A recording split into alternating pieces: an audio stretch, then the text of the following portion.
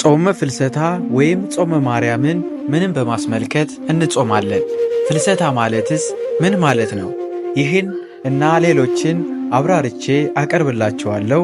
ሼር በማድረግ ለሚቻላችሁ የተዋሕዶ ልጆች በሙሉ አርሱልኝ። ፍልሰታ የሚለው ቃል ፈለሰ ከሚለው የግዕዝ ቃል የተገኘ ሲሆን ትርጉሙም መለየት፣ ማረግ፣ ወደ ላይ መውጣት፣ ከአንድ ቦታ ወደ ሌላ ቦታ መሄድ ማለት ነው።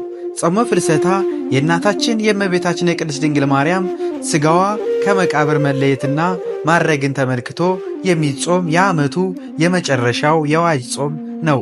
እመቤታችን ካረፈች በኋላ ሐዋርያት ሊቀብሯት ወደ ጌቴሰማኔ ሲሄዱ አይሁድ እርሷም እንደ ልጇ ተነሳች አረገች እያሉ ሊያውኩን ነው በማለት ሥጋዋን እንዲቃጠል አዘዙ። ይህን ጊዜ መላእክት ሥጋዋን ከቅዱስ ዮሐንስ ጋር በገነት ከዕፀ ሕይወት ስር ወስደው አስቀመጧት። ሥጋዋ ያለበት ቅዱስ ዮሐንስ ወንጌላዊ አይቶ እነርሱ ባለማየታቸው ሐዋርያት ከነሐሴ 1 እስከ 16 ቀን ከጾሙ በኋላ ሥጋዋን ከጌታችን ከመድኃኒታችን ከኢየሱስ ክርስቶስ ተቀብለው በጌቴሰማኔ ቀበሯት። በተቀበረችም በሦስተኛው ቀን እንደ ልጇ ተነስታ ስታርግ ሐዋርያት ቅዱስ ቶማስ ከስብከተ ወንጌል ሲመለስ አገኛት።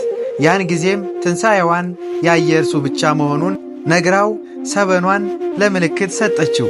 የትንሣኤዋን ነገር ሳያዩ ቅዱስ ቶማስ ብቻ በማየቱ መንፈሳዊ ቅናት የተሰማቸው ሐዋርያት በየዓመቱ ከነሐሴ 1 ቀን ጀምሮ እስከ 16 ቀን ማረጓን ያዩ ዘንድ ጾሙ።